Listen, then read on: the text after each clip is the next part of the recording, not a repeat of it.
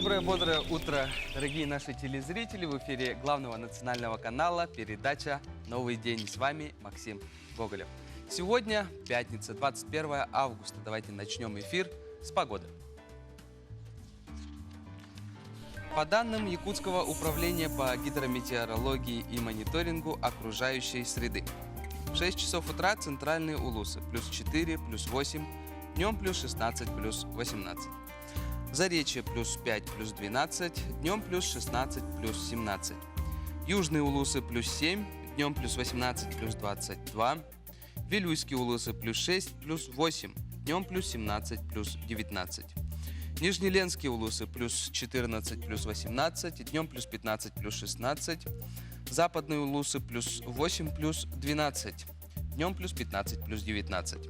Колыма-Индигирские улусы плюс 4, плюс 8, днем плюс 6, плюс 9.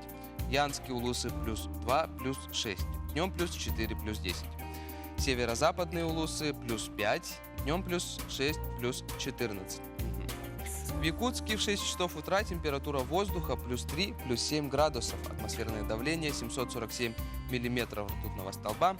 Ветер северный 3,7 метров в секунду. Днем ожидается плюс 16, плюс 18 градусов. Сегодня нас ожидает, как всегда, очень интересные гости. Первым гостем у нас будет капитан воздушного судна Боинга 777 Станислав Винокуров. Станислав, доброе утро. Доброе утро, родная Якутия. Как у вас настроение? Как у вас настроение? Отличное, бодрое настроение, спасибо. Станислав является первым из Саха, который стал именно капитаном Боинга 777. Расскажите, как это все начиналось? Все начиналось с моей детской мечты, с 5 лет, когда я первый раз полетел в качестве пассажира с родителями дедушки на сенокос, на кукурузнике, на самолете Ан-2. Первые впечатления, конечно, были очень необычные. Если кто летал на Ан-2, все знают, как его болтает вверх-вниз. Но по завершении полета я вышел и твердо сказал своим родителям: буду пилотом, летчиком. Как они отреагировали на это после полета на Боинге? Не на Боинге, а на Антошке, получается. Ну, ввиду того, что мне тогда было 5 лет, возможно, они не обратили внимания сильно, но впоследствии, как я начал расти, в школе я начал потихоньку готовиться, идти к своей мечте. Они поняли, что это довольно-таки серьезная цель, которую я себе задал. Интересовался полностью авиационными темами, в частности, гражданской авиацией. И очень помогали и поддерживали меня. Какой институт вы закончили и как учились? Я поступил в 1994 году, после окончания школы, в Ульяновское высшее авиационное училище гражданской авиации по специальности инженер-пилот. Закончил в 1998 году и учился. В принципе, я оказался в группе очень сильных ребят, поэтому я был, можно сказать, в числе, как сказать, лучших. Ну, это здорово. Не мог уронить планку ниже. Вот, наверное, уж, конечно же, помните, да, первый самолет, за баранкой которого, да, условно сказать, вы сели. Да, это был учебно-тренировочный полет. Самолет Як-18Т с бортовым номером 44474. Этот самолет, это летающая парта, которая дала путевку в небо многим пилотам гражданской авиации. И до сих пор помню те прекрасные моменты. И тот момент, когда я с волнением, с дрожью в ногах подошел к самолету, согласно плана, и начал забираться на крыло. Но приятная и теплая улыбка моего первого инструктора Михаила Анатольевича успокоила меня. И вот произошел первый полет. Ага, здорово. А вот именно первый самолет, за которым вы сели официально, как уже пилот? Уже официально после окончания училища это был самолет Ан-24. Хотя я выпускался на самолет Ан-26, но после этого пришлось переучиться на самолет Ан-24. В то время было очень развал страны, Мгм, мгм. очень сложности шел, поэтому я устроился в частную авиакомпанию Сираера, наверняка многие помнят, и устроился вторым пилотом Ан-24. Мгм. Ну, начиная с Ан-24, ну, пока еще просто, да, в данном моменте вы являетесь капитаном Боинга 777. Ну, это более чем вдохновляет, наверное, остальных пилотов. Да, так как можно сейчас говорить, прошел ступенька за ступенькой, по-английски степ-бай-степ, весь путь от Мгм. второго пилота Ан-24, Ту-154, далее уже вторым пилотом на Боинг 757, стал командиром Боинга Мгм. 757, далее Боинг 767, и вот 22 октября 2018 года, уже практически 2 года, являюсь командиром Боинга 3 семерки. Мгм. А, Расскажите ваши ощущения. Мне бы хотелось знать, а, какая разница между советскими, да, самолетами и Боингом, то есть непосредственно Расскажу вам капитаном. так, что не буду говорить избитую фразу, что такие ощущения, словно после «Жигулей» в иномарку садятся. Ага. Нет, я этого не буду говорить. Ощущения такие, что советские наши самолеты, да, они приучают тебя к строгости, да, то есть к точному выдерживанию всяких параметров летных, то есть они более отточены под ручное пилотирование. Мгм. Западная техника, она более автоматизирована в конечном счете, и поэтому в кабине нас двое, Мгм. командир, второй пилот.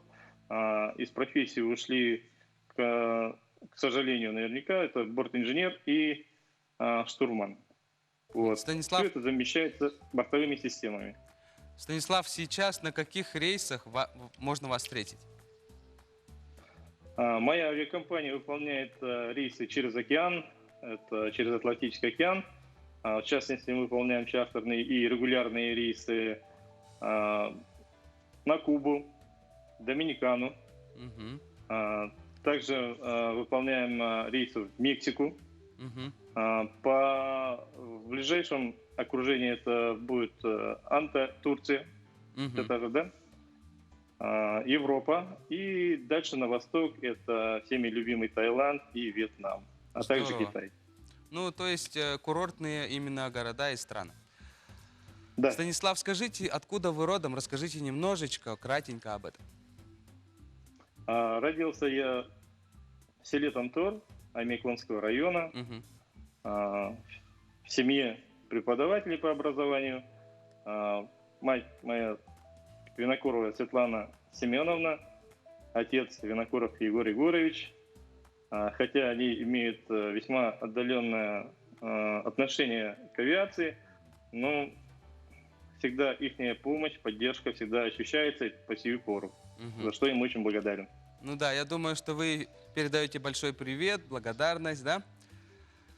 Да, хочу, пользуясь случаем, передать привет и свою благодарность в становлении, в моем становлении в профессии, да, это таким людям, уважаемым, как Василий Егорович Васильев, Филипп Семенович Сергеев, к сожалению, уже его нет, Василий Степанович Винокуров. Также Мгм. хочу передать привет и благодарность Степану Петровичу Калачеву, моему первому инструктору на Мгм. 24, Григорию Георгиевичу Кычкину и Ту-154 Владимиру Павловичу Займову. Ага. Также Станислав, хочу большое передать спасибо вам. привет. Наше время уже, к сожалению, а, заканчивается. Я думаю, что Окей, послужной список да, большой. Большое спасибо, что вы с нами связались. Еще дальнейших успехов. хорошо. Всего вам хорошего. Мгм. Всего Что ж, доброго. До свидания. пассажиры, которые едут в Южную Америку, у вас есть шанс узнать, наверное, да, скорее всего, будет очень приятно, что именно вас пилотирует именно наш человек, наш соотечественник Станислав. Сезон грибов и ягод, также охоты и рыбалки, да, сейчас начинается, но нельзя забывать о собственной безопасности. Давайте послушаем об этом сюжет. Каждый год служба спасения нашей республики усиленно занимается поисками пропавших. Ведь, к примеру, так легко затеряться в лесу, войдя в азарт, увидев очередные шляпки грибов. Статистика у нас, конечно, сейчас стала бы за предыдущие те года стала лучше, как бы. Ну, конечно, есть люди, которые теряются. У нас в прошлом году потерялось 65 человек, допустим, да, из них мы, допустим, нашли человек 18, а из них было 2 с летальными, 8 человек там. И без вести пропало около 40 человек. Сейчас у нас самый сезон начинается опять, так, дикоросы начались, ягоды, грибы и тому подобное сейчас начинается. Соответственно, и охота, и рыбалка. Вот, и сейчас вот по данному момент, на сегодняшний день у нас потерялось 40 человек, из них 33 найдены. 2 с летальным исходом. Почему же пропадают люди и из-за чего это происходит? Что нужно знать перед тем, как собрался на природу? Чаще всего у нас пропадают как? Из-за того, что они уверены в знании своей местности, где они ходят. Больше пожилые люди, кому больше 70 лет, то, соответственно, и больные люди тоже так же теряются. Уходят в лес и все. И даже вот есть такие моменты, что даже когда уезжают куда-то, не предупреждают, в какую сторону. Обязательно предупреждать, куда вы идете, в какую местность, с кем, сколько вас. И, соответственно, одеваться в яркую одежду. Бывает такое, что поднимаем вертолет иногда. Вот с этим или беспилотников. Мы из-за такой лесной чащи не видим человека, потому что они в камуфляже, в черной какой-нибудь толстовке, синей, там не видно ваших их. И, во-первых, если вы потерялись, не надо паниковать. Просто встать на место и прислушаться.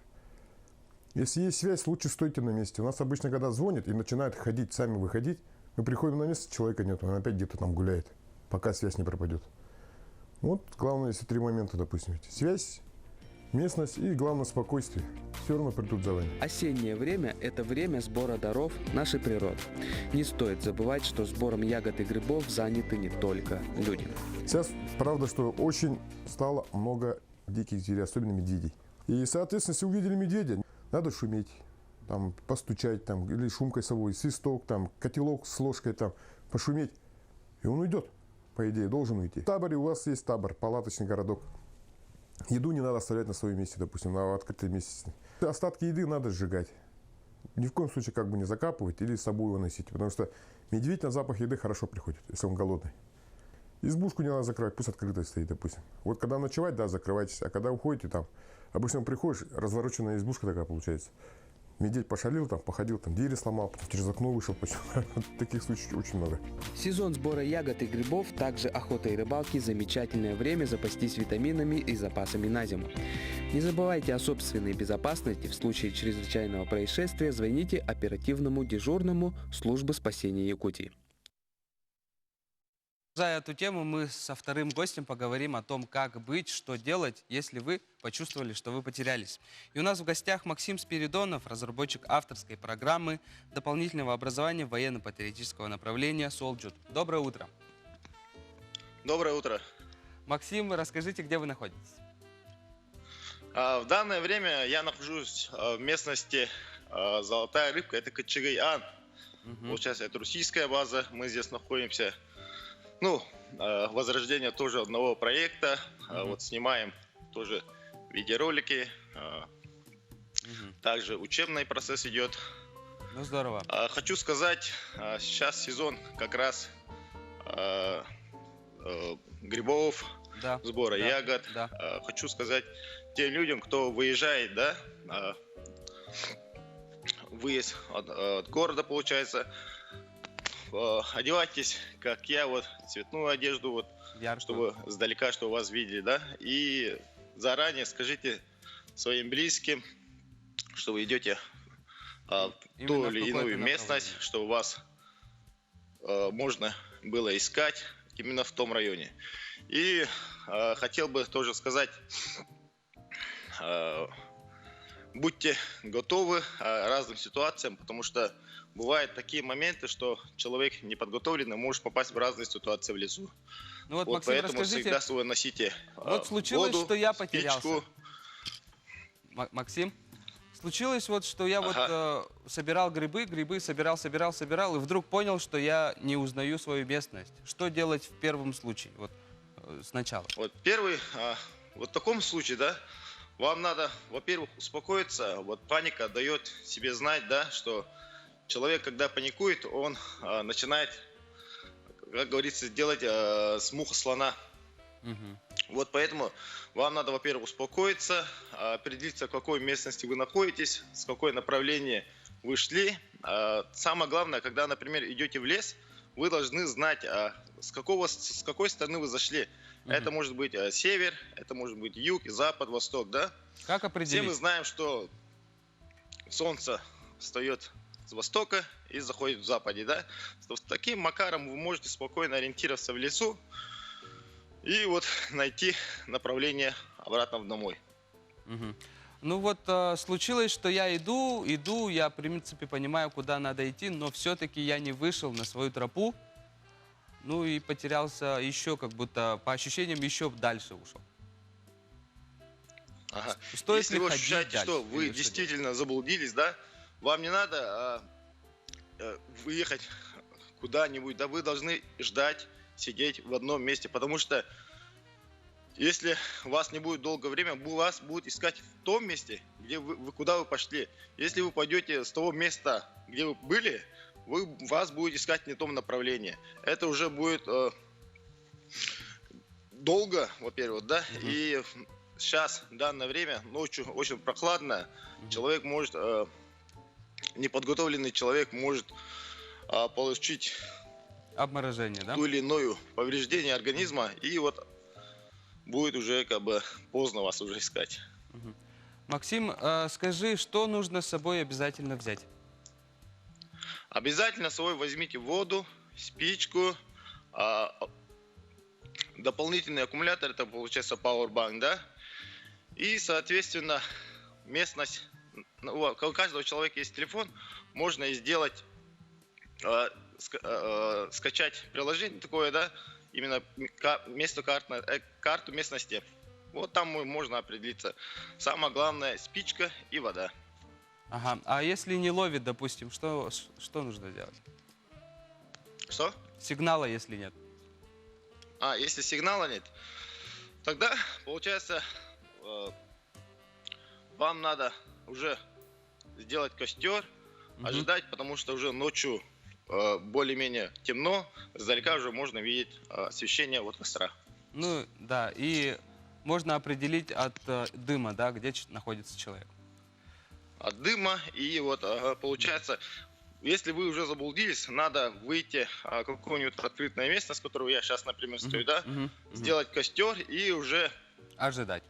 издалека можно увидеть катер, вертолет, машину, да, сделать костер и вот. Максим, большое спасибо вам за ваши советы. Можно... Я желаю вам дальнейших успехов. Алло, не слышно? Еще раз? Ага, большое спасибо за подключение, за разговор. Хотелось бы вам пожелать больше успеха. Спасибо большое. Спасибо. До свидания. Что ж, все-таки ограничения пока сейчас не сняты, но некоторые хотят уже заниматься, и тренажерные залы уже открыты. Мы бы хотели вам сейчас показать советы кардиолога.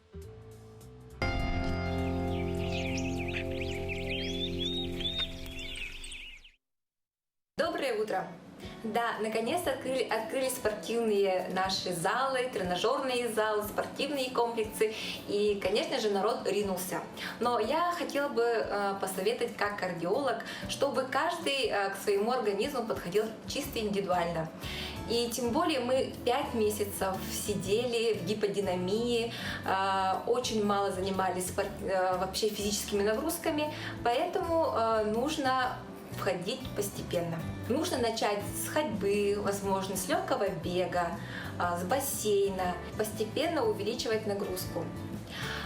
Также, когда вот человек не занимается физической нагрузкой, то, конечно же, сердце претерпевает кое-какие изменения, так как сердце состоит из мышечной ткани. Там у него ослабляется и сила сердца, а также выносливость сердца. Подготовка должна быть очень хорошая, с высококвалифицированным специалистом, с тренером. Наша функция как врачей или как тренера — это сделать так, чтобы вот физические нагрузки не приносили вам вред. А если вот человек, который лежал на диване и решил сразу участвовать на полумарафоне, ему кажется, 21 километр, что здесь такого?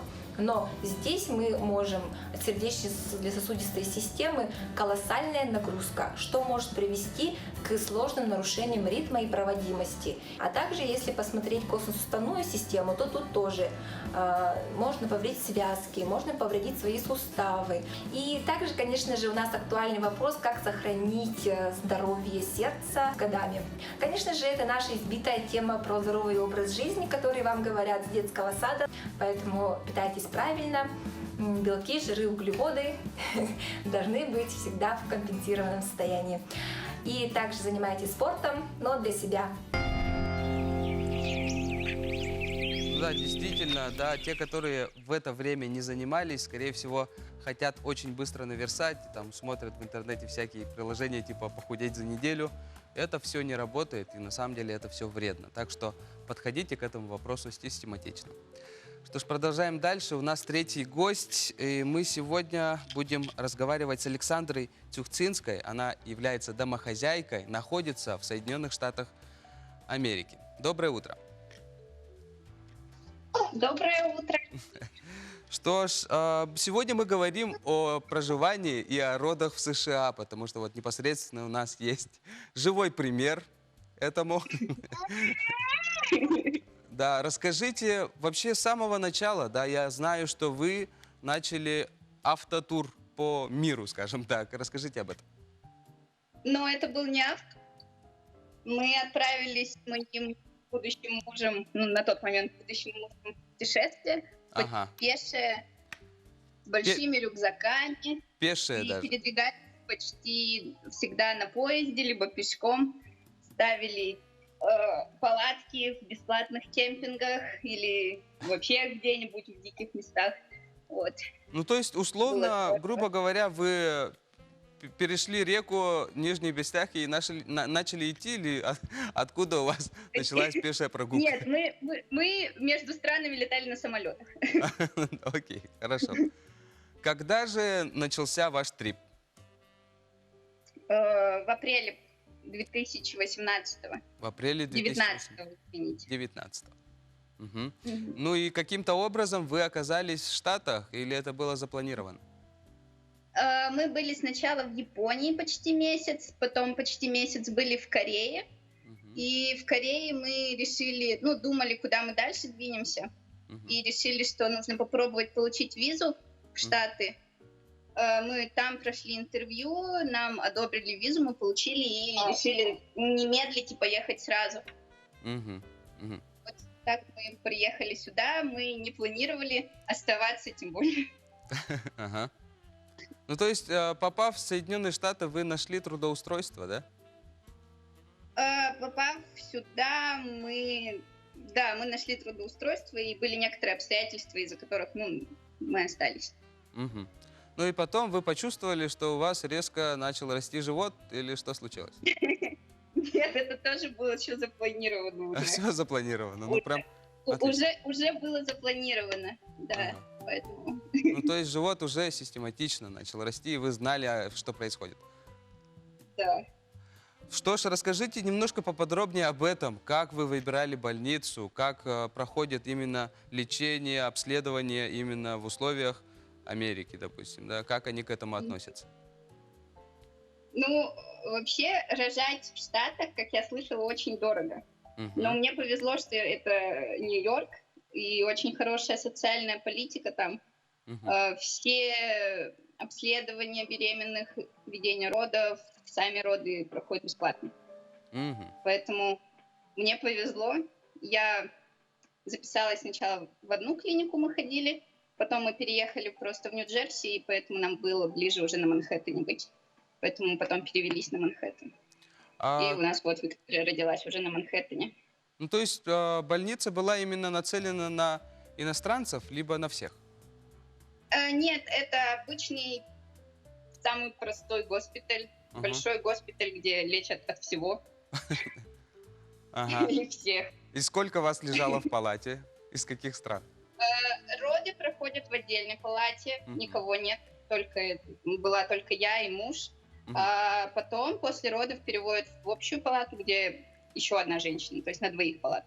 В каком городе вы сейчас находитесь? Сейчас мы в Клиффсайд-парк, Нью-Джерси. Это 30 минут до Манхэттена через мост. А, через мост, да?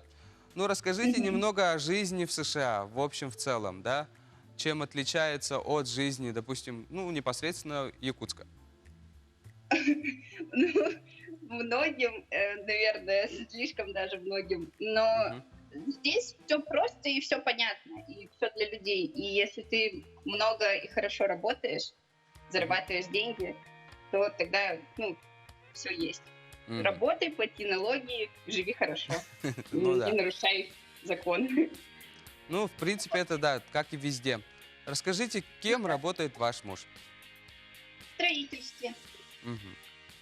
Ну, то есть это у него профессия. Как? Да.